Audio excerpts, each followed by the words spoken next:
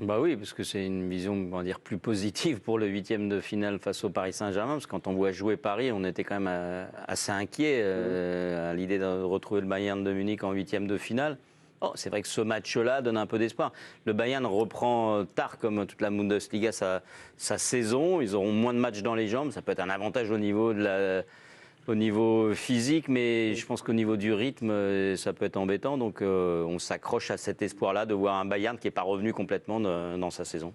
Les copains, moi j'ai quelques chiffres quand même. Allez-y. Le Bayern, 23 tirs à 2 pour le Bayern, Ouais. 70%, 77% de possession. Bah, il y a toujours un rouleau compresseur. Je peux vous en donner d'autres. Ouais. 24 ballons perdus à 30 minutes de jeu du Bayern. Mais perdu le coup, comment?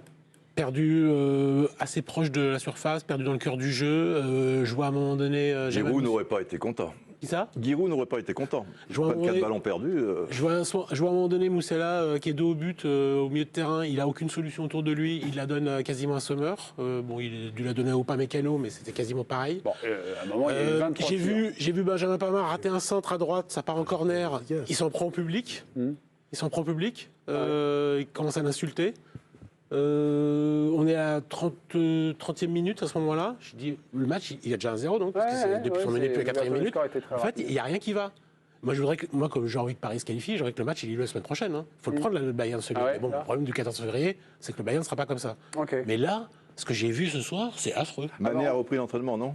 Il a repris l'entraînement collectif, Mané. Qui ça? Mané. Oui, aujourd'hui, là, après la course. La course. La course, Juste la course. Non, la course. Alexis Menuge, notre ami allemand, est dans la place, à mon avis. Ah, qu'est-ce qu'il est beau. Alexis, bonsoir. Alexis. Bonsoir, messieurs.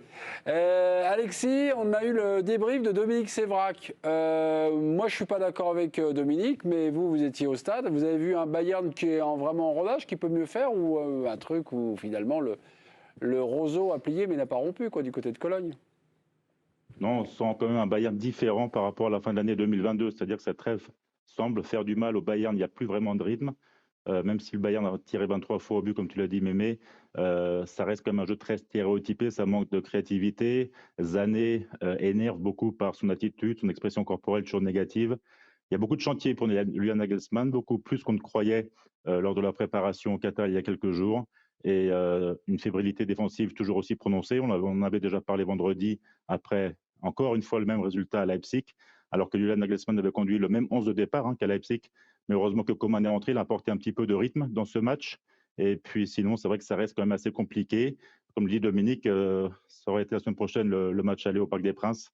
Sans doute Paris aurait été favori, mais encore 4 matchs pour les Bavarois, 3 en championnat, et notamment, messieurs, la réception de l'Eintracht Francfort samedi soir de Kolo Muani. Donc il a tout intérêt à ce que le Bayern se réveille, sinon on va parler déjà de crise en Bavière. Sévrac 1, Ménard 0. Très bien, merci Alexis. Question ou réaction ou réflexion de Didier Roustan? Bonsoir Alexis. Je retiens quand tu dis un jeu stéréotypé. J'ai vu le match du Bayern récemment. Leipzig Vendredi. C'était vendredi. Ouais, partout. Ouais.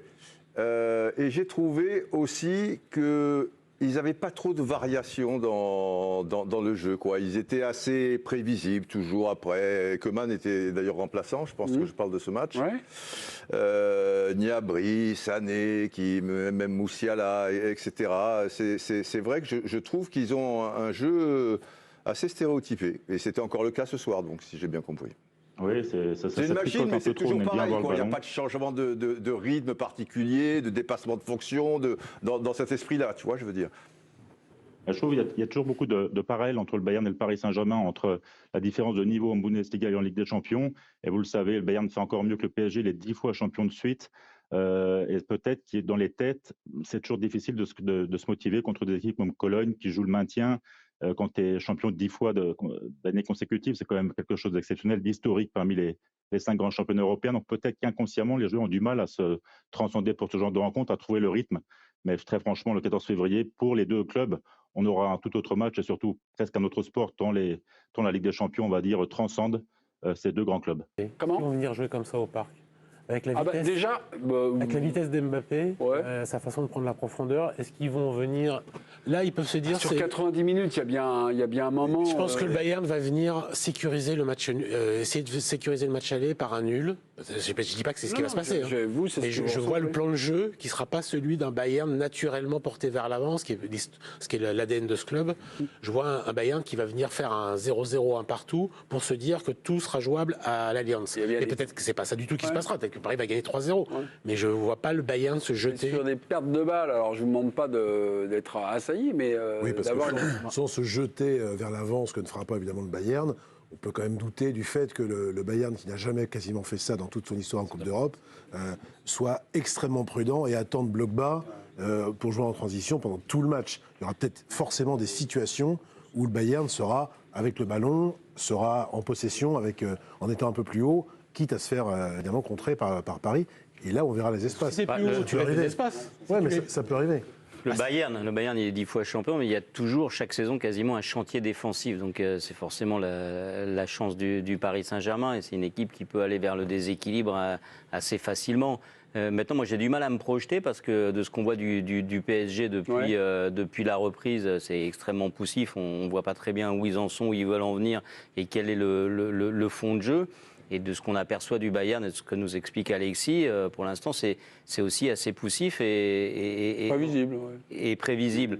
Et donc c'est vrai qu'on a du mal à se projeter sur ce match-là pour faire déjà un petit espèce de débat tactique. Alexis, il y a eu un recrutement au Bayern, Yann Sommer. Vous, je crois, vendredi, que vous étiez plutôt content de ce recrutement. Là, ce soir aussi, il a été sollicité sur ses rares interventions. Alexis, ça sera ma dernière question. Il y a un double recrutement. Il y a aussi Daley Blind pour pallier le forfait ou la fin de saison de Lucas Hernandez, mais qui n'a pas encore joué depuis qu'il a été recruté après avoir résilié son contrat à l'Ajax. Et concernant Sommer, il y a eu 2-3 relances un petit peu imprécises. Il faut dire que la communication n'est pas encore au top, bien sûr, avec ses défenseurs, mais franchement, il a été solide sur les quelques ballons qu'il a dû intercepter. Et franchement, c'est prometteur et très intéressant en vue des prochaines échéances qui seront encore une fois bien plus importantes. Francfort à Wolfsburg qui vient de mettre 9 buts en 2 matchs. Et puis ensuite, bien sûr, un petit déplacement dans la ville de l'amour, je crois que vous dites. Ok, merci beaucoup.